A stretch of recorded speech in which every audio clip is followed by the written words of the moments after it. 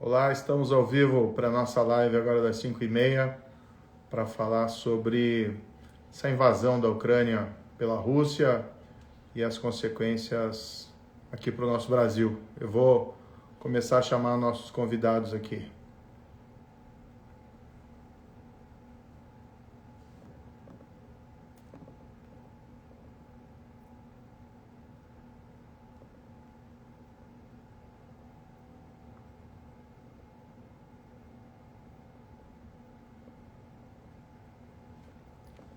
Só um minutinho. Isso aqui. Vou chamar aqui o primeiro, que é o Denis Rosier.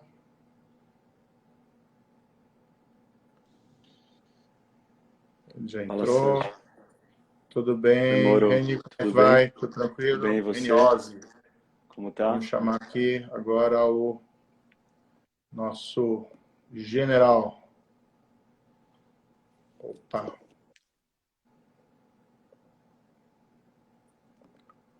Estamos entrando, olha. A gente vai ser bem bacana essa live, que a gente vai falar sobre esse assunto do momento aqui. Estamos aqui na busca do general. O general tá, acho que entrando. Espera aí, tá chegando aqui. É que a minha habilidade aqui com... Estamos aprendendo, sabe? Não, Sabe que juiz a gente não indo, fazer isso não, viu, mas você tá Reni? indo bem. Está dominando. Já entrei. A live de três eu nunca fiz. Eu nem sei como Não? faz. De três é já mais difícil. Espera aí, estamos saindo. Aparecendo aqui.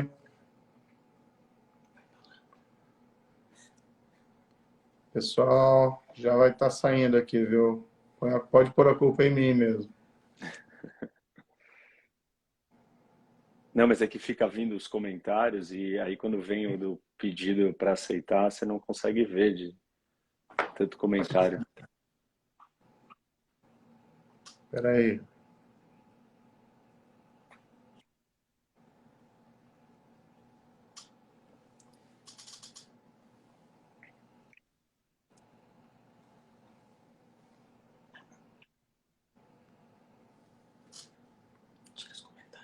Já vai sair aqui, pessoal. Espera aí.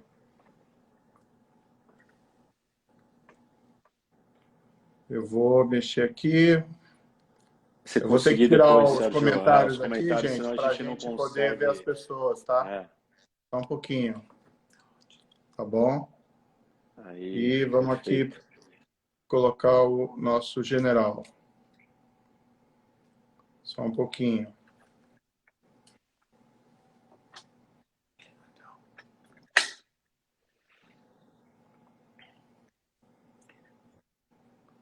O pessoal deve estar acompanhando mesmo no sábado de carnaval. Tá todo mundo conectando, Moro. Todos. Tá entrando aí?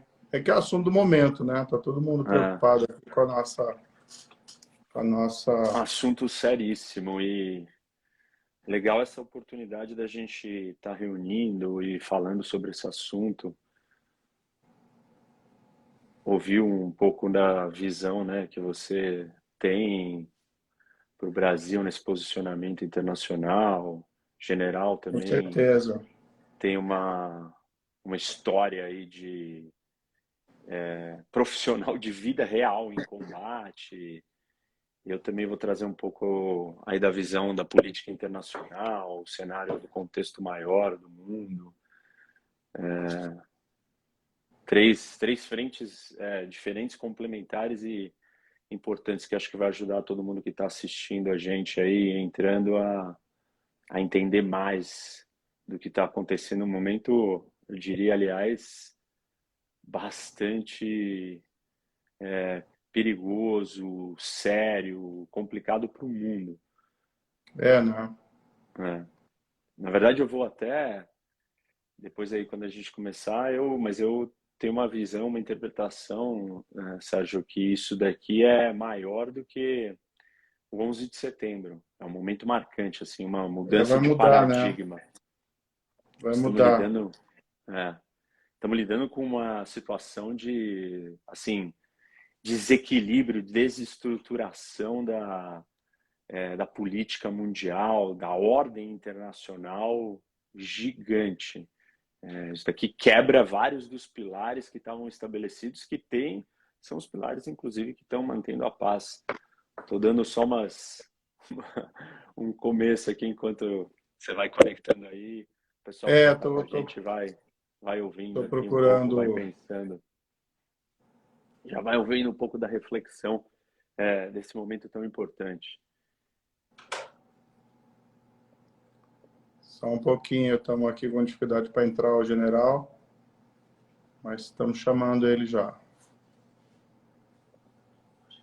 Como eu estava dizendo aqui, o que eu acho que nós temos que levar em consideração é que a Rússia não é qualquer país, não é uma agressão, um confronto, um conflito entre um país pequeno, né, menor, de menos relevância no mundo, e contra um outro país pequeno. É simplesmente a maior potência nuclear do mundo, Sim, entrando sim. em choque com o maior país da Europa, mais de 40 milhões de pessoas, maior em território, eu digo, né? Mas com uma população de mais de 40 milhões de pessoas, isso é algo muito sério e não é um confronto, não, os dois estão aqui divididos, mas nós estamos falando de um projeto de invasão, ruptura da integridade territorial do país, desmantelar o país, ocupar, dominar. Esse tipo de ação no sistema internacional, na política internacional, a gente já não tinha mais. Isso não era aceito. E, na verdade, enfim, a aliança que manteve a paz do mundo depois da Segunda Guerra Mundial é, é baseada nessa ideia de que esses países maiores e mais poderosos não partam para agressão, e não, ainda mais agressão de violação de regras tão fundamentais, que é respeitar os estados, respeitar os países, as suas fronteiras, a sua independência, a sua vontade. Em última instância, isso daqui que nós estamos falando é sobre a vontade do que a Com Ucrânia quer, do que o certeza. povo ucraniano quer, né? Com certeza. Só um minutinho aqui, viu? A Não, gente está com tô aqueles velhos problemas técnicos. normal. Tô aqui só dando uma aquecida para o pessoal que já está aqui. Mais de 5 mil pessoas com a gente e estão todos aqui Já? entrando, esperando, querendo ouvir. E tô dando um pouco de informação para o Tá, pessoal vamos refletir seguindo aqui sobre nós isso. dois. Eu vou pedir para o Vamos, pessoal vamos, ver aqui vamos, para vamos. mim porque que não está Tá bom, aparecendo aqui, tá? Tá bom? Bem, vamos falar um pouquinho então aqui, Reni, enquanto o pessoal resolve a questão técnica aqui para a gente colocar o general, vamos. tá? Vamos conversando então.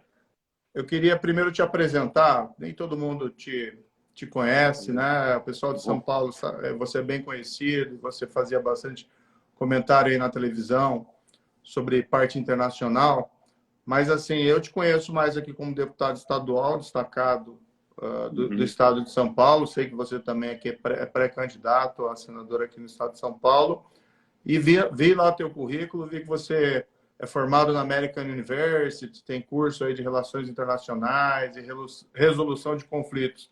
Então, assim, se você puder falar 2 minutinhos, só explicar então as qualificações para a gente estar aqui conversando sobre Tá essa bom. parte internacional. Tá bom. Não, primeiro eu quero agradecer também pelo espaço, pela oportunidade de estar aqui com você. Vamos estar aí juntos lutando para melhorar o Brasil. Então, é uma honra, um prazer estar aqui com você, Sérgio. Tenho uma admiração muito grande pelo seu trabalho e pela sua luta de querer ajudar o Brasil. Eu, como você disse, essa é a minha área, Relações Internacionais. Eu fiz um mestrado em Resolução de Conflitos Internacionais e Paz Mundial nos Estados Unidos. Eu também fiz faculdade de Filosofia e Ciências Políticas. Eu sou professor de Relações Internacionais desde quando voltei para o Brasil. Hoje estou deputado estadual E, enfim, trabalhei no Conselho de Segurança da ONU, trabalhei na OEA, sempre lidando com conflitos internacionais. Então, essa é a minha área. E aprendi um pouco, vivenciando ali na prática e também estudando bastante, continuando estudando, porque eu ainda dou aula desse assunto.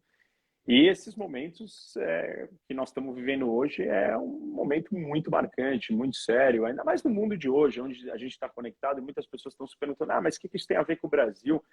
Tem tudo a ver, né? A economia do mundo está interligada, uma ação num canto afeta a dinâmica de como os países vão se comportar e hoje o que a Rússia está fazendo, ela destrói as bases da fundação da paz internacional, da paz no mundo, da boa convivência entre os países. E por isso que eu estava até dizendo que eu acho que esse episódio ele é maior que o 11 de setembro. Ele é mais chocante, ele vai mais fundo até, porque nós estamos falando de uma grande potência nuclear com um projeto ambicioso, um projeto imperialista, repetindo o que já aconteceu na história, seja com o Império Russo, seja com a União Soviética, de dominar os outros países. E claro que Entendi. muito tem se falado aí da questão de, Mas, não, mas a Rússia está ameaçada. Ela pode se sentir ameaçada, mas a escolha de se juntar, né, aos outros países ali, dos países da Ucrânia, por exemplo, querer se juntar à União Europeia, é uma escolha voluntária, democrática. eu acho que a gente tem que ter umas premissas aqui, né, Reni, para deixar bastante claro. A gente até tem essa história da Ucrânia entrar na OTAN, a Rússia se sentir um pouco intimidada em relação a isso, mas tem uma premissa aqui que a gente tem que não pode deixar de lado, que é o respeito à soberania dos países. E hoje você tem muito claramente a Rússia, né, o governo Putin, invadindo a Ucrânia, né, isso é uma clara violação do direito internacional. Isso está trazendo sofrimento lá para as pessoas. A gente está vendo as pessoas morrendo, soldados dos ambos os lados morrendo, mas a gente tem muito claramente uma agressão de um país contra o outro. E isso nos entristece enormemente. Isso é algo assim que a gente tem que condenar. A gente pode até, acho que, discutir, mas por que isso aconteceu? E lamentar ali talvez alguma coisa da diplomacia tenha sido um erro, uma iniciativa talvez errada, não sei, da OTAN ou da própria Ucrânia, mas nada justifica a invasão de um país pelo outro, né? Eu acho que a gente pode partir dessa premissa, e acho que é a sua posição também, né? Não, estou totalmente de acordo. Você colocou o ponto central, né? O respeito à soberania dos países. O mundo e a ordem internacional está fundamentada nisso. O que é soberania? O país determinar para onde ele quer ir e ter as suas fronteiras, o seu território respeitado, o seu povo respeitado, sem que um outro país invada, tire uma parte do território, queira dominar, queira ditar para onde o país vai. E por isso que eu acho que quando se entra na discussão de, não, a Rússia tinha justificativa, a justificativa que ela alega é a Ucrânia quer se juntar à OTAN ou à União Europeia. Essa decisão ela é ucraniana, é o povo da Ucrânia, mais da maioria da população, 68% dos ucranianos hoje querem entrar na OTAN, ou queriam, agora mais ainda, depois dessa invasão do que está acontecendo. E por que eles queriam? Porque eles foram ocupados, dominados, controlados pelo Império Sim, Russo, sim. pelo Império Soviético. Então, assim, não existiram movimentos de agressão contra a Rússia. E nada justifica, como você colocou muito bem, e esse Sim. é um princípio que o Brasil sempre defendeu, nada justifica o uso da força, nada justifica a violência. Eu acho que aí que está o primeiro erro, né? E o Brasil sempre se posicionou com isso, e essa é a sua posição também, né, Sérgio? Claramente. E agora a gente tem uma situação assim que você colocou, é o início de uma nova ordem mundial, porque vamos voltar no tempo, né? Acho que a gente tem que explicar para o telespectador aqui o que aconteceu. Vamos voltar lá em 89, cai o Muro de Berlim e você tem a falência da União Soviética. E aqueles países todos, inclusive a Ucrânia, que compunham a União Soviética, começam paulatinamente a se desgarrar, né? A declarar a independência. Tem ali os países bálticos, tem a própria Ucrânia, e isso leva a um certo enfraquecimento, evidentemente, da Rússia, Da né? Uni... Porque antes era o Estado-nação mais poderoso ali da União Soviética.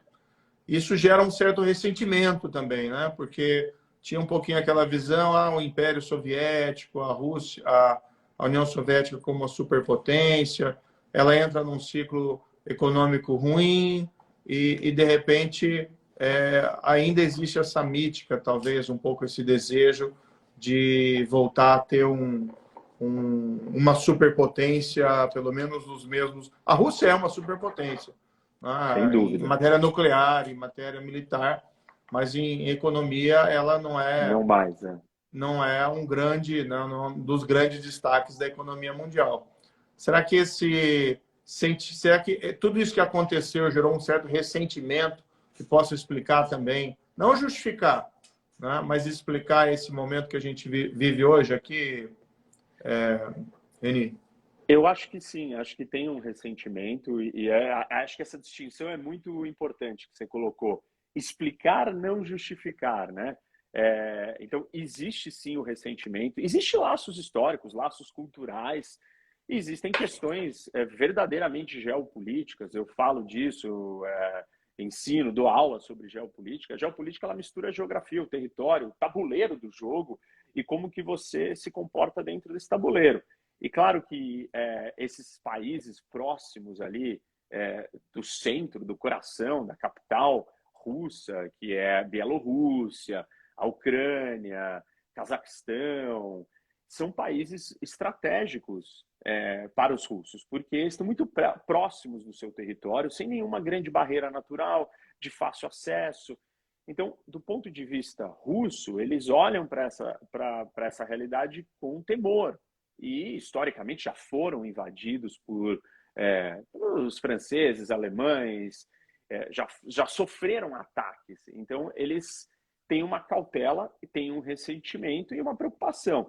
Agora, a preocupação do outro lado, e a gente não pode deixar de mencionar, também é muito grande, porque esses outros países sofreram com essa ambição histórica, seja do Império Russo, seja da União Soviética. E eles tentam se resguardar e se proteger. A gente viu vários desses países que abandonaram, são as ex-repúblicas soviéticas, abandonaram a União Soviética, se juntando à União Europeia, à OTAN, como uma forma de prosperar e uma forma de encontrar um outro modelo político de organização. Não autoritário, não ditatorial, democrático, com prosperidade. E a União Europeia trouxe isso para eles. E a OTAN traz a garantia que não serão atacados, invadidos novamente, como, por exemplo, a Polônia, que é um país que se juntou aos dois e está vendo prosperidade e está vendo mais segurança. Hoje, nesse momento, a Polônia está muito assustada. Os países bálticos, como você citou também estão bastante preocupados. Estão morrendo de medo, né? O que vai acontecer? Será que eu sou o próximo? Será que a Rússia vai parar na Ucrânia? E hoje a gente não sabe também se ela vai parar ou se ela vai continuar. Os russos deram uma ameaça recentemente, ontem, anteontem, a Finlândia e a Suécia, Sim, sim. dizendo que se eles ousarem se juntar, eles vão sofrer consequências. Outra situação que a gente tem aqui, Reni, que a gente tem que voltar um pouco o relógio, a Ucrânia, ela participou de um acordo, salvo engano, ali foi em 1999, não sei muito bem a data, na qual ela aceitou aderir àquele tratado de não proliferação de armas nucleares, e houve um acordo que os países iriam respeitar a soberania dela. E isso acabou, no fundo, deixando ela sem armas nucleares, e isso, de certa maneira, também acaba, vamos dizer assim, possibilitando essa invasão de agora. Esse episódio você pode relatar para nós aí? Posso. É muito interessante isso, que mostra um pouco da dinâmica da política internacional, onde muitas vezes acordos não são cumpridos, não são respeitados, né?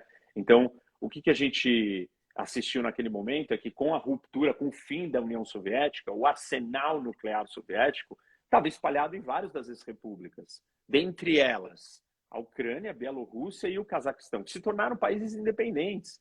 E aí eles ficaram com bombas atômicas. Aí o mundo se juntou e falou, olha, nós não queremos que vocês tenham bombas atômicas, vamos devolver isso. E a Bielorrússia e o Cazaquistão até que falaram, tá bom, tudo bem. Já a Ucrânia foi mais resistente, porque ela já tinha medo e incômodo da agressividade ou de uma reação russa lá na frente. Mas aí eles sentaram na mesa, assinaram um memorando, e esse memorando dizia o seguinte, a Ucrânia devolveria suas bombas atômicas em troca de uma garantia dos russos que eles não invadiriam ou respeitariam a integridade territorial e a soberania do país. O que aconteceu? A Ucrânia devolveu as bombas atômicas e hoje a Rússia está com um exército inteiro invadindo, tentando dominar o país inteiro, atacando as grandes cidades, a capital, Kiev.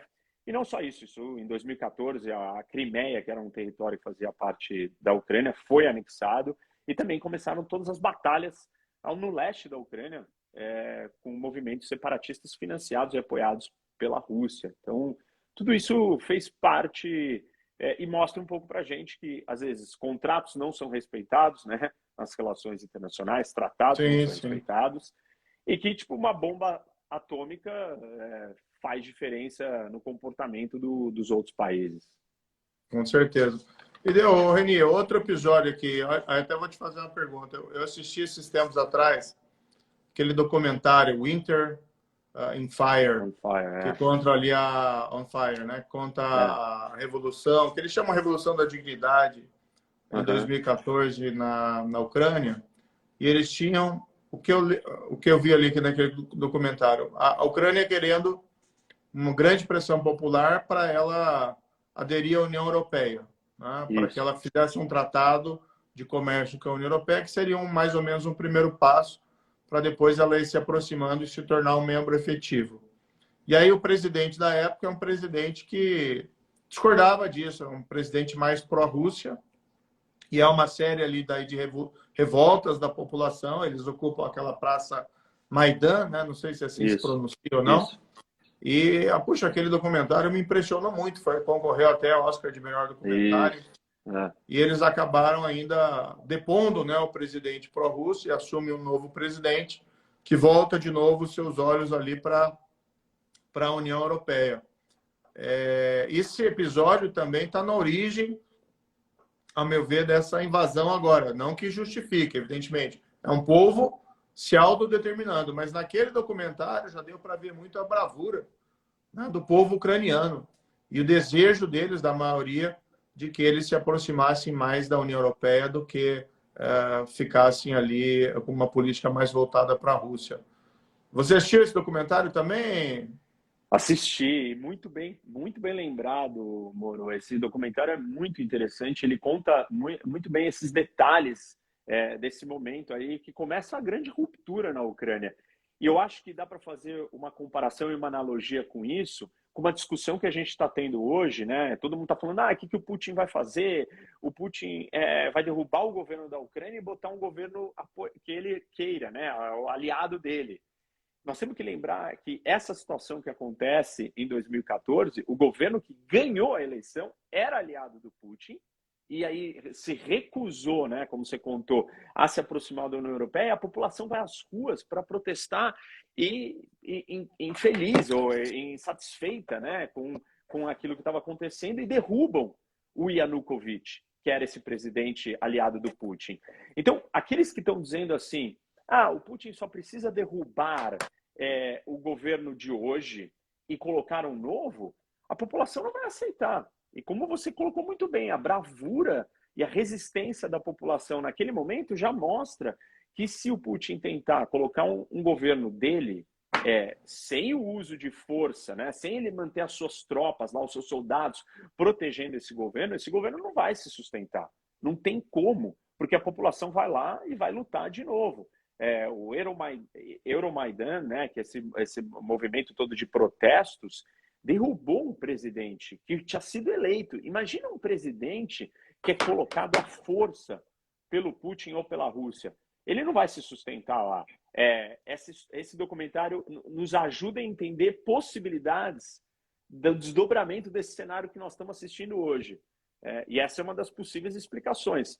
Se lá atrás ele não se sustentou, imagina agora. só se o Putin manter soldados lá dentro. E aí a gente entra numa outra discussão que seria como é que se mantém ocupando um país desse tamanho para sempre? Fala, não, agora aqui a Rússia, eu domino, eu comando. Vai ter muita resistência do povo ucraniano, já estão resistindo. O presidente da Ucrânia está lá bravamente dizendo: eu não vou embora, eu preciso de munição, eu preciso de ajuda para lutar, eu não preciso de plano de fuga. Mas, ô Reni, tem uma situação que você está falando que eu acho que é muito importante, porque, assim, esses regimes de força, né, eles não se sustentam, eles podem até durar muito tempo. Isso que a história nos ensina, né? Então, o que a gente tem visto, assim, uma resistência heróica ali do povo da Ucrânia. E, assim, vamos deixar bem claro, ninguém tem nada contra a Rússia, né? Eu acho que nós temos que ter uma política como o Brasil de ser amigo de todo mundo, bom vizinho de todo mundo. A gente tem que manter relações comerciais, a gente tem que manter relações diplomáticas. E aqui não é condenar o povo russo, não. O povo russo é maravilhoso, né? Eles são heróis também, foram heróis lá na Segunda Guerra, em vários aspectos. Mas hoje você tem uma situação objetiva que é uma invasão, tá, do exército russo na Ucrânia, que a gente não tem como não deixar de condenar. Agora, se ainda que eles ganhem, né, o povo ucraniano está lá resistindo. Acho que é muito cedo você falar em qualquer espécie de vitória. Mas é uma vitória com prazo contado, com tempo contado, porque você não consegue impor a força a um povo, né, um governo, pelo menos duradouro, contra a vontade daquela população. A gente viu isso na dominação que teve de um país pelo outro, lá na Segunda Guerra Mundial, depois depois da Segunda Guerra Mundial, da Cortina de Ferro. E isso não tem como ter uma longa duração. Tem uma longa duração, até que teve ali o período pós-Segunda Guerra, mas ainda assim chegou um momento que aquilo caducou, né? É impossível. Então a Ucrânia, 42 milhões ali de habitantes, como é que você vai controlar a população desse país? A força, mediante opressão, é isso? Será que a Rússia está disposta a fazer? Eu acho que não. Isso é uma coisa ruim para todo mundo, né? Para a ordem mundial também. A gente já viu isso em outros países, não dá certo. O Afeganistão, num contexto totalmente diferente, por exemplo. A gente teve lá também antes a guerra do Vietnã. Não tem como dar certo isso. Ainda que haja uma vitória, espero que não haja, evidentemente, é muito cedo para falar isso. Ainda que haja uma vitória do exército russo contra a Ucrânia, isso não tem como perdurar. Não, eu acho que você está certíssimo, Sérgio. Realmente é impossível da gente, de um sistema na força, se sustentar, ainda mais quando a população não quer, né? Ela vai resistir, vai lutar. Eu acho que você trouxe um ponto muito importante que nós devemos esclarecer, e quando a gente começa a falar de política externa e a posição do Brasil no mundo, é que o Brasil tem que saber separar as questões comerciais, de negócios, das questões de valores e princípios, né, e de política externa nossa. Então, como você colocou bem, o Brasil ele precisa fazer negócio com todo mundo. E claro, mas ele também tem que se posicionar, né, e você tem dito isso inúmeras vezes, quando nós temos situações que elas ferem princípios básicos, elas ferem coisas básicas da ordem, da sobrevivência, do respeito à paz e da democracia. E uma invasão a um outro país soberano, sem um motivo plausível, ela não faz sentido. E eu acho que você tem sinalizado isso, né? A gente precisa saber essa hora de se posicionar. E acho que você tem essa visão e, assim, puder colocar um pouco mais para todo mundo aqui, entender como que você enxerga a nossa política externa em situações como essa. Acho que é um ponto importante. Com certeza. Olha, eu acredito no seguinte, a prosperidade do Brasil, tá? O sucesso do Brasil não depende do fracasso de nenhum outro país, seja dos nossos vizinhos ou seja dos países mais distantes. A gente tem que ter uma política de boa vizinhança com todo mundo, tá? Isso é importante para a gente poder fomentar o nosso comércio, atrair investimento, isso é essencial. Agora, a gente também tem que ter uma política internacional, respeitando, evidentemente, a soberania dos outros países, mas defendendo alguns princípios básicos, né? Direitos humanos, preservação do meio ambiente, o combate à corrupção tem sido algo crescente aqui. Mas a grande ideia, o mote principal, e infelizmente a gente não tem visto isso nos últimos 20 anos, é a gente não deixar ideologia nos guiar. Cada povo tem direito à sua autodeterminação. Então, né, eles têm que decidir como é que eles vão se governar. E ali, é claro que a gente quer fazer comércio, porque isso é importante para o Brasil, isso é importante para os nossos parceiros, mas tem um ponto que você disse ali e tem fundamental razão. Tem algumas coisas que a gente não pode se abdicar de se posicionar. Então, hoje, quando você tem um país invadindo o outro, é imprescindível que o Brasil tome uma posição clara. E quem fala pelo Brasil nesse assunto, aí eu concordo, é o presidente da República. Então, não adianta o Itamaraty se posicionar, né? Não adianta o fulano X se posicionar, o vice-presidente, o presidente do Senado, o presidente da Câmara. Eu acho que tem que se posicionar. Eu me posicionei, inclusive. Eu quis colocar a minha posição. Você se posicionou. Agora, pelo Brasil, fala o presidente da República. Então, ele precisa, sim, se posicionar claramente em repúdio a essa invasão e em favor da soberania da Ucrânia, né? E atento até ao sofrimento do povo ucraniano. A gente tem uma comunidade ucraniana no Brasil, mais de 600 mil pessoas de origem ucraniana, muitas delas, inclusive, ali no Paraná, né, da onde eu venho, que estão estarrecidas, preocupadas, porque tem vínculos lá com a Ucrânia. Nós hoje estamos também, né? Nós temos essa preocupação humanitária, estamos vendo essas cenas tristes, mas o fato é que eles ainda um pouco mais, porque eles têm uma ligação de origem, ligação de parentesco com muita gente que está lá. Então, precisa ter uma posição clara do presidente da República a esse respeito. Eu não vi essa posição. E ela ainda é mais essencial num contexto que a gente sabe que Bolsonaro viajou na Rússia recentemente, pelas razões lá que ele declarou. Eu não vi lá muito resultado naquela viagem, resultado comercial. Pelo menos nada foi divulgado de muito concreto.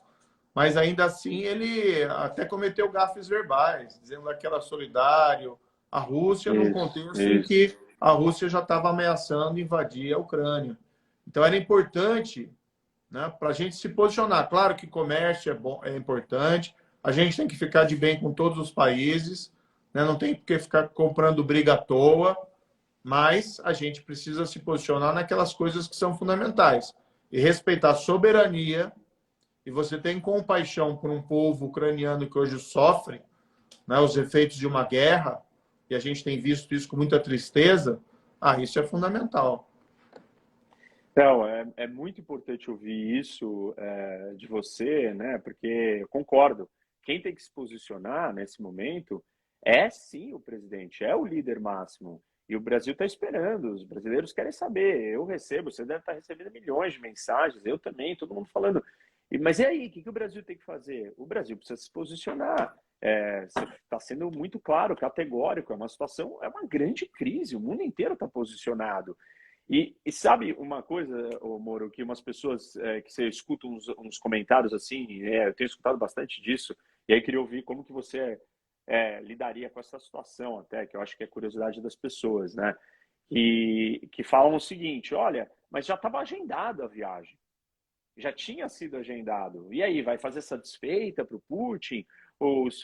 A Rússia tem produtos importantes para a agricultura brasileira e tal. Como é que a gente lida com uma situação assim? Como que pode ser a posição do Brasil numa situação dessa? Olha, comércio é fundamental, entendeu? Mas tem questões de princípios que a gente tem que seguir. Então, invadir um outro país, a soberania de outro país está sendo violada. E pense assim, um dia pode ser a sua. Então, precisa ter uma solidariedade internacional de respeito à soberania dos povos, autodeterminação. Então, nesse momento, você tem que sopesar o que é mais importante. Tá? E a questão do comércio, você resolve de alguma outra maneira. Você tem que contornar isso aí, você tem que buscar outra forma de resolver, produção interna, de alguma forma, procurar a fonte do produto em algum outro local. Mas você não pode ficar refém, né, da questão comercial e deixar se posicionar nesses pontos que são fundamentais, guardadas as devidas proporções, tá?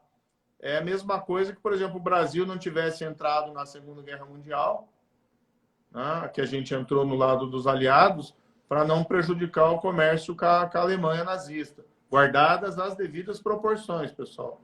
Né? Não estou falando Exato, aqui que uma coisa é igual que a outra, claro. mas guardadas as devidas proporções, tem momentos que você tem que deixar, você tem que pôr uma posição clara aonde você se posiciona, certo?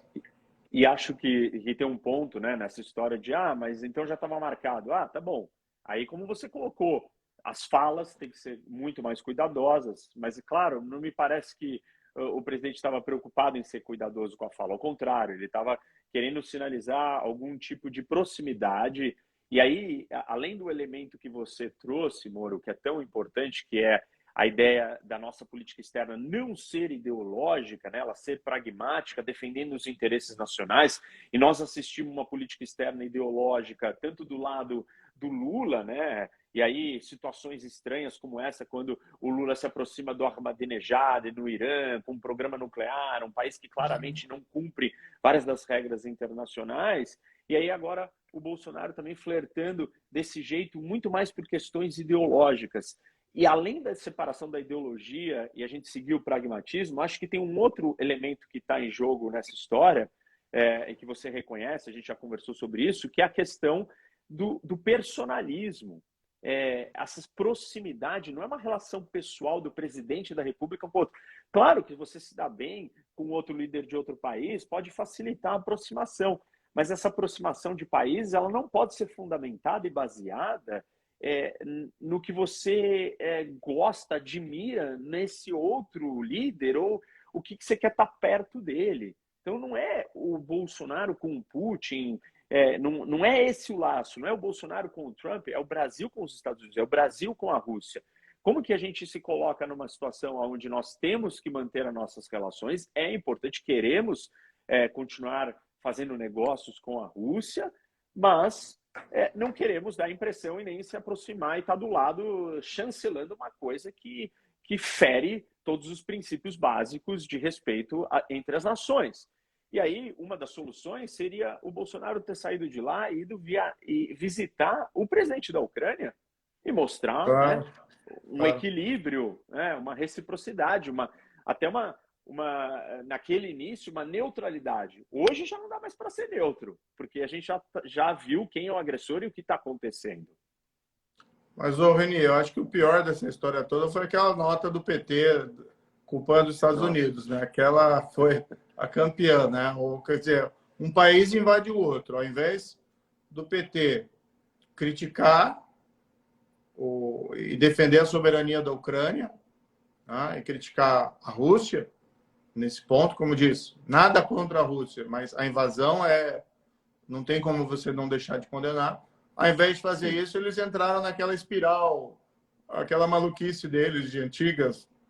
Tudo é culpa dos Estados Unidos, do tio Sam, do imperialismo norte-americano. Tudo é uma teoria da conspiração de dominação mundial. E eles odeiam os Estados Unidos, né? Acho engraçado isso, né? Engraçado não, achei trágico. Mas hoje você vê nem Bolsonaro, nem o PT condenando claramente a invasão da Ucrânia pela Rússia. Nem o assessor lá, o assessor de assuntos internacionais, o Celso Amorim do Lula, dando uma declaração clara nesse sentido, e nem o Lula. Eu vi a declaração do Lula dizendo, questionando a guerra. Eu sou contra a guerra. Agora que um país invade o outro, não adianta você falar que é contra a guerra, você tem que falar que é contra a invasão. Porque você tem claramente alguém que provoca a guerra. E não vai culpar, pelo amor de Deus, a Ucrânia por conta da guerra de defender o país deles, né?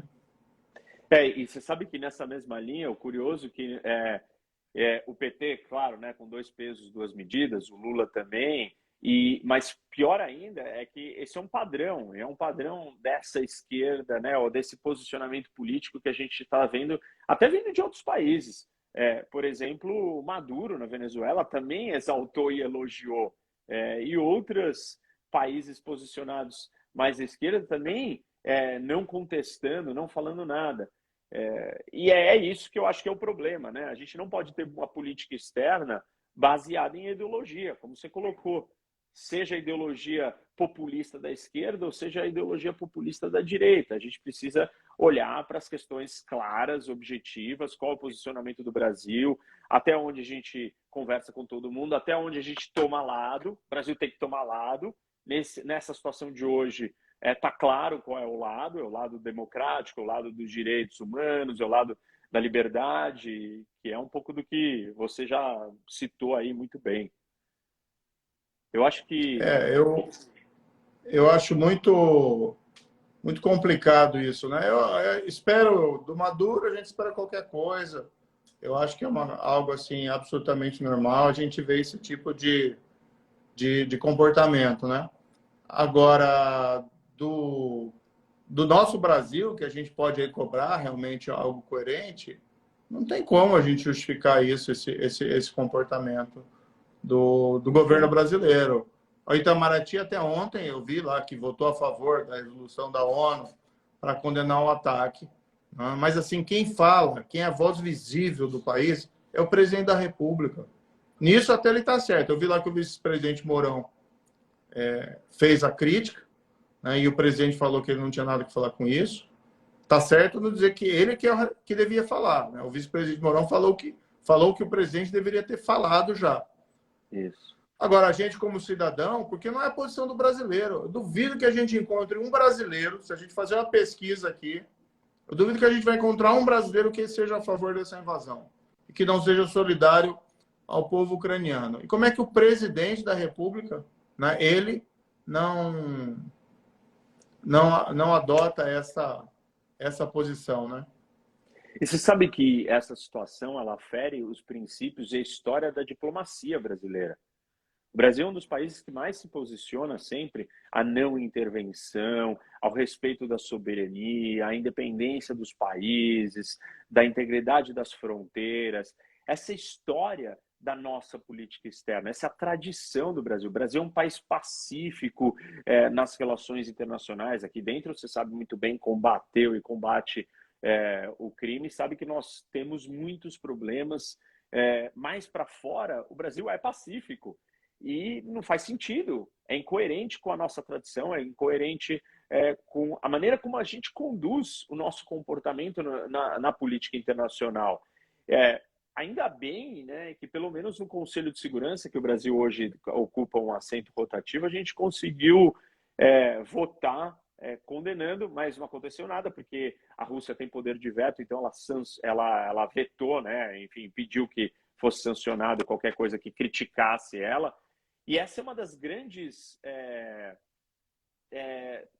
projetos da política externa brasileira, está sentado no Conselho de Segurança. E o Conselho de Segurança ele cuida da paz e da segurança internacional. É o órgão de política internacional mais importante do mundo. E o Brasil é talvez um dos países, Sérgio, que mais sentou como membro rotativo. Inclusive, até quando foi criado o Conselho de Segurança, tem uma curiosidade, talvez muita gente não saiba disso, os americanos cogitaram dar um assento permanente para o Brasil.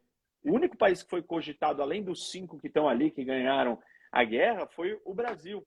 E aí a Europa resistiu, os Estados Unidos acharam, o Departamento de Estado americano acharam que ia acabar criando um problema com os outros países da América Latina, tal, de língua espanhola, e no final das contas o Brasil não entrou. Mas esse é um dos grandes sonhos do Brasil de política externa, ter um assento permanente no Conselho de Segurança. Mas não dá para ter isso se a gente não tiver uma política coerente com a seriedade do que é esse assunto, né? E acho que você enxerga também que o Brasil tem que estar lá, tem que participar mais dessas questões, né? Não, o que a gente tem que fazer, né? Vamos deixar bastante claro.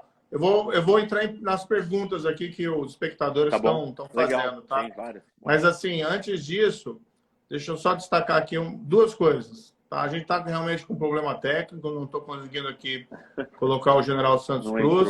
Assumo toda a responsabilidade aqui, mas a gente vai compensar isso, vai fazer uma outra live. Vamos botar ele aqui para ele falar, porque é o seguinte, o Santos Cruz é um dos únicos generais brasileiros, acho que é o único até, tá, que comandou tropas da ONU em situação de combate real. Aí ele foi lá, ele foi indicado comandante dos capacetes azuis numa tropa de pacificação do Congo, que estava em guerra civil, e teve realmente que comandar ali um momento de guerra. Aí ele foi também comandante de tropas brasileiras lá no Haiti, tropas da ONU, né? Que tinham também brasileiros, mas ali era uma tropa de pacificação. No Congo era pacificação, mas teve guerra, guerra mesmo, contra forças convencionais. Então ele tem uma grande experiência aí para ele nos passar. Eu vou ver se marca uma outra data, ver o que está aqui. Eu peço até desculpas aí para o espectador. Né? Vou aqui E é repetir. interessante também que ele foi adido na Rússia, então ele tem uma proximidade de tratar e lidar com os militares russos Exatamente, e uma expertise exatamente. de descrever um pouco da questão operacional, militar, do que está acontecendo, né? Estão entrando nas cidades, como é que está sendo a resistência, como é que é um combate urbano, tem uma riqueza ali de coisas que o general pode ajudar a explicar que pô, todo mundo está tentando entender hoje em dia, né? É verdade. Mas a minha posição quanto a isso, viu? Eu assim, não é criticar nem Lula, nem Bolsonaro. Porque a gente tem que reposicionar o Brasil no mundo. Hoje o Brasil está meio como um patinho feio. Não condiz com a situação do Brasil, com esse tamanho de economia, com essa população maravilhosa e com o nosso potencial. Então o Brasil tem que voltar a ser um jogador relevante na comunidade internacional, em comércio, tem que ser uma liderança responsável em temas de direitos humanos, em temas de combate à corrupção, em temas relacionados também à mudança climática. A gente tem a maior floresta tropical do mundo. Ao mesmo tempo, a gente tem uma agropecuária pujante, a gente sabe que vai ter uma demanda crescente de alimentos do mundo. A gente consegue conciliar as duas coisas. Agora, nesses temas, né, o Brasil tem que se posicionar no lado certo. E aqui a gente gosta muito da Rússia, dos russos, um povo maravilhoso, mas tem uma situação na qual há uma invasão à Ucrânia com violação da soberania da Ucrânia. Se a situação fosse inversa, né, claro que seria insólita isso, mas se a situação fosse inversa, nós estaríamos criticando a Ucrânia. Agora, não pode realmente ter uma invasão com violação da soberania e com esse sofrimento ali da população ucraniana. Então, a gente tem que se pronunciar claramente, isso que deveria fazer o presidente da República, se pronunciar claramente em condenar. Não estou falando para o Brasil ir para a guerra, não, nada disso. Não é para tanto, né? O Brasil não é uma situação dessa. Ele está longe, inclusive, daquele cenário específico. Mas o Brasil deveria se posicionar claramente contra a violação da soberania da Ucrânia, porque fere um princípio que a gente até tem um compromisso na nossa Constituição. Eu vou agora ver algumas perguntas aqui, Boa. tá? Para a gente poder responder aqui um pouquinho o nosso espectador. Então, olha, a primeira aqui do GB. Moro, qual a postura o Brasil deve tomar em relação à situação na Ucrânia? Essa eu acabei de responder, GB. Eu falei aqui claramente: o Brasil tem que condenar a invasão da Ucrânia e ser solidário ao sofrimento do povo ucraniano, inclusive, se possível, disponibilizando, né, ajuda humanitária ali para a Ucrânia para enfrentar esse momento difícil. O Brasil, é claro que não é um país europeu, não está ali no cenário desse conflito, mas o que nós poderíamos fazer é isso, e deixar de ter uma meia posição. Né? Porque ter uma meia posição num cenário como esse é basicamente você omitir-se em relação à invasão e a invasão da Ucrânia, a violação da soberania daquele país e do sofrimento da população. Tá? Outra pergunta aqui. Essa aqui, Reni, não sei se é para mim nem para você, porque é sobre economia. Mas pergunta aqui o JMUS1, qual o principal efeito que esse conflito tem na economia do nosso país? Olha, um deles o efeito nas commodities de energia. Petróleo e gás estão subindo absurdamente e esse é um problema que o mundo inteiro está enfrentando e aqui no Brasil a inflação já está muito grande. Um aumento dos combustíveis vai afetar ainda mais a inflação, porque os combustíveis são um elemento muito importante, né, na cadeia aí de preços das coisas. Então, essa é a primeira coisa. Vai mexer com o preço do combustível e vai mexer com a inflação no geral. Depois, a Rússia é um grande exportador de fertilizantes. O Brasil tem uma agricultura pujante, é um dos maiores produtores do mundo, e isso também temos que prestar atenção no que vai acontecer ali. Além disso, a Ucrânia também é um dos grandes produtores de grãos do mundo. E aí o preço dessas commodities deve subir, uma vez que o país está paralisado. A Ucrânia hoje ela não tem vida econômica, ela só tem tentativa de sobrevivência. O presidente declarou estado de emergência, colocou toda a população para lutar, inclusive os homens de 18 a 60 anos, alistamento obrigatório, não podem sair do país, está armando a população, então a atividade econômica da Ucrânia parou, e com isso os efeitos, principalmente no setor agrícola da Ucrânia, vão ser impactados. E a Rússia também é o maior exportador de trigo do mundo, e vários países dependem desse trigo.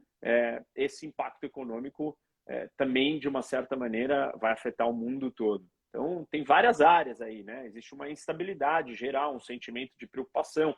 Quando a guerra acaba, até onde vai, o que vai acontecer, vai crescer, a China vai querer flertar com alguma postura agressiva? Não.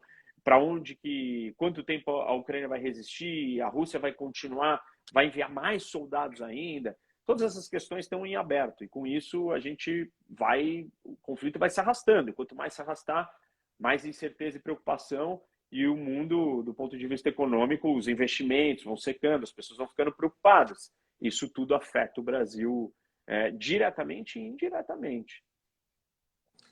Ô Reni, a gente sabe da importância do BRICS, né? O Brasil, Rússia, ainda, Índia, a África do Sul e a China.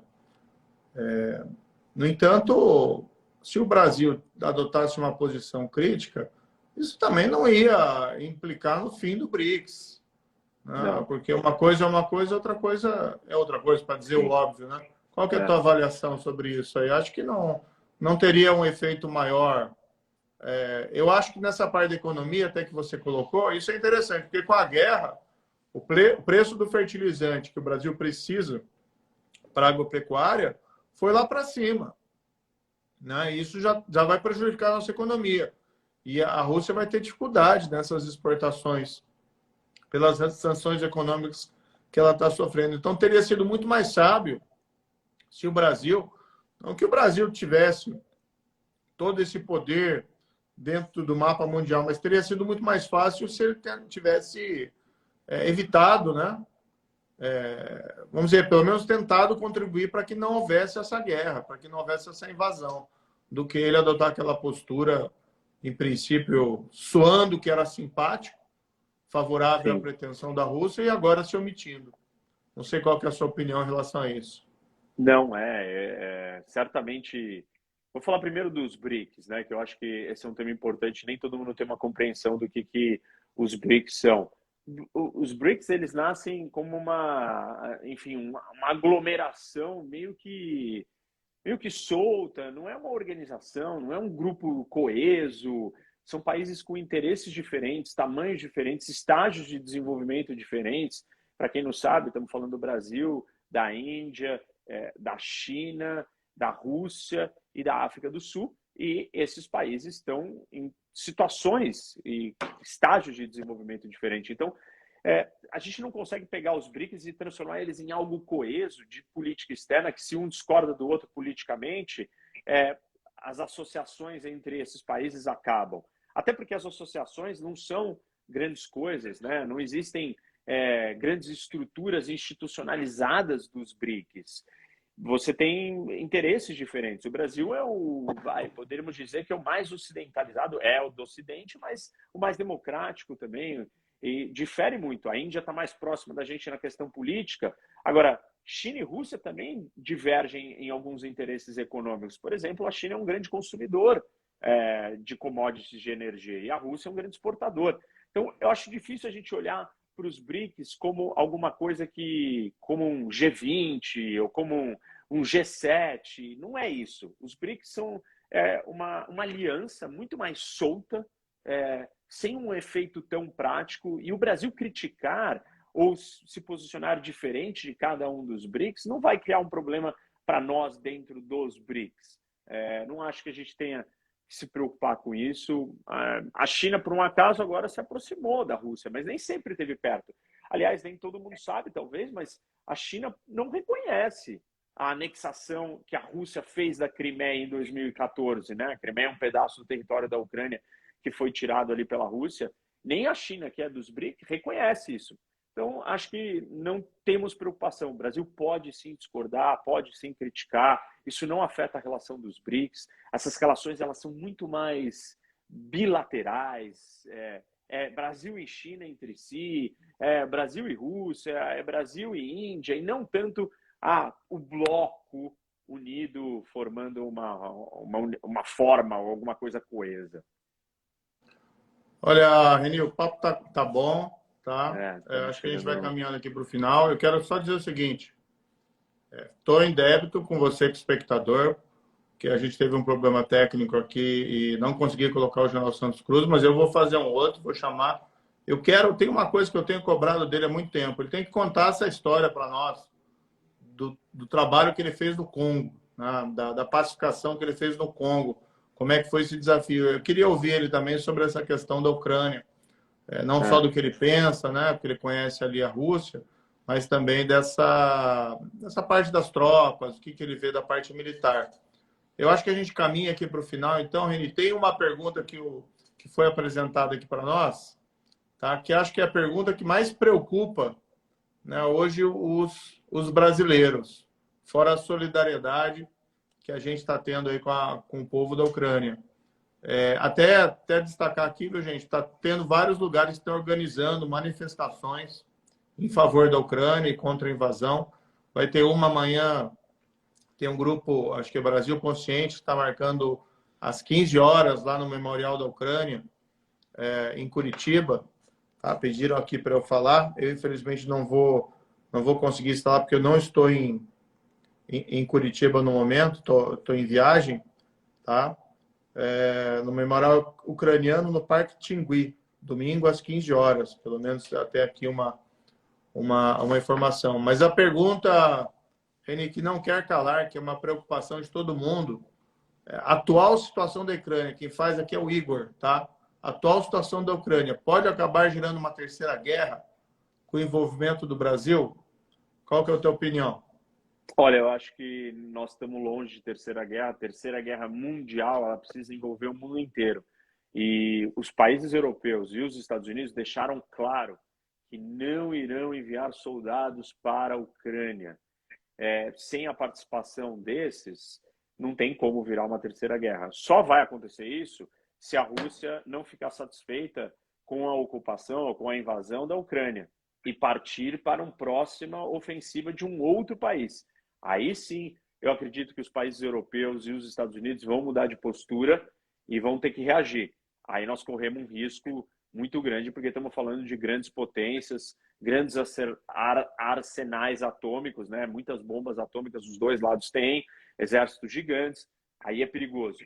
Temos que olhar para isso e olhar também para a postura da China. Será que a China vai se manter com a política atual, ou ela vai olhar para a postura da Rússia e falar, olha, é uma oportunidade, eu também tenho as minhas reivindicações territoriais e vou... Não, mas aí, Reni, eu vou discordar de você aqui, né? Vamos deixar a China está quietinha lá na dela, né? A gente tem essas excelentes relações comerciais com ela, é um país muito importante para nós, também os Estados Unidos. Sim. Então, acho que a gente não deve seguir por aí, né? Porque não tem nenhum movimento nesse sentido, né? Então, assim, hoje é o momento, a questão da invasão, realmente, da Ucrânia, nossa preocupação, nossa condenação em relação ao movimento da Rússia. Eu acho que a gente deve deixar a China fora dessa história. Não. Só para deixar claro, eu não acho que ela está dentro dessa história. Eu acho que, enfim, ela não se movimentou, mas tem muita gente falando, tem muitos analistas preocupados que alguma coisa aconteça. Nós estamos falando de conjecturas, né? A pergunta é sobre o futuro. Será que haverá uma terceira guerra? E a resposta é no futuro. Não é nada que tenha alguma coisa iminente, para todo mundo que está olhando para a gente, ouvindo aqui, não achar que estamos dizendo que isso vai acontecer. Não estamos dizendo que vai acontecer.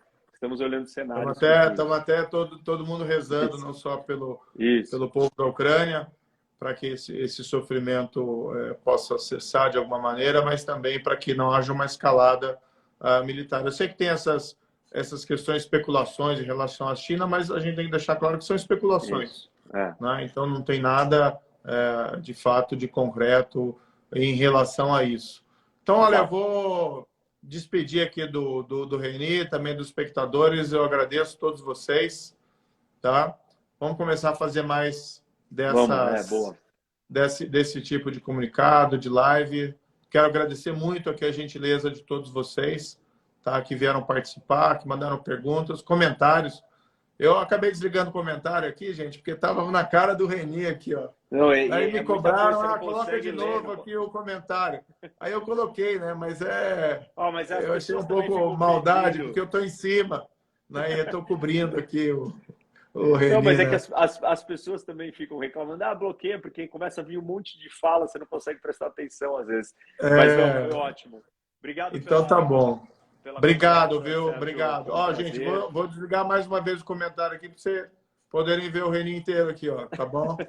Inclusive, nosso pré-candidato aqui ao Senado pelo Podemos, no estado de São Paulo, né, especialista em relações internacionais. Voltamos com vocês para falar. Vou trazer aqui o general Santos Cruz. Né, peço desculpas aqui pelo ocorrido, mas vamos voltar a fazer isso aqui aí com o general para ele falar para nós também sobre a experiência dele e a opinião dele sobre a Ucrânia, tá bom? Olha, tenha uma boa noite, um bom carnaval e todos nós rezemos aí para o bem-estar do povo da Ucrânia e para que essas mortes de ambos os lados, né, diminuam. Sempre é muito triste esses episódios de guerra. Isso entristece a humanidade e entristece cada um de nós. É isso. Faço das suas palavras as minhas e agradeço todo mundo aí pela audiência, bastante gente participando, perguntando. Convido a todos que estão assistindo, que não conhecem, visitar o meu canal também no YouTube. Eu estou falando desse assunto direto, estou acompanhando um monte de live, discussões e notícias novas, trazendo aí para todo mundo. E obrigado, Sérgio. Foi ótimo também saber e você contar um pouco das suas posições de política externa. O Brasil é um país que quer se inserir no mundo. O Brasil quer ter uma importância, uma relevância mundial e hoje a gente não está sendo reconhecido e a sua candidatura nos ajuda a trazer o Brasil de volta para essa situação de respeito. E muito importante as pessoas entenderem o que você pensa para o Brasil lá para fora. Não tem como uma grande nação, um grande país, não estar bem posicionado no mundo. E é muito legal ver você com um entendimento amplo, histórico, inclusive, de várias situações importantes para saber situar o nosso país onde nós temos que ir, colocar a gente nos eixos, no trilho certo. O Brasil tem tudo para ter um papel de destaque no mundo. E a gente precisa de líderes que enxerguem, saibam, conheçam a história, olhem para o contexto, para o cenário e façam as distinções, como você colocou muito bem, que eu acho que esse é um dos pontos principais da nossa política externa, que é a distinção entre ideologia e pragmatismo focado no nosso interesse nacional. Obrigado, Sérgio. Com certeza, muito obrigado. Eu nem preciso desses óculos aqui para enxergar uma situação clara que o Brasil tem que se posicionar, tem que manter boas relações com todo mundo, mas tem que se posicionar quando tem um país que invade o outro e as pessoas estão sofrendo ali na Ucrânia. Um grande abraço para todos vocês que estão nos ouvindo. Nossa solidariedade para o povo da Ucrânia e para a comunidade da Ucrânia aqui no Brasil. Tá? Esperamos que essa aprovação passe com o menor dano possível e que tudo dê certo e que a gente possa, o Brasil, reencontrar o seu rumo na comunidade internacional. Grande abraço. Abraço. Tchau, gente.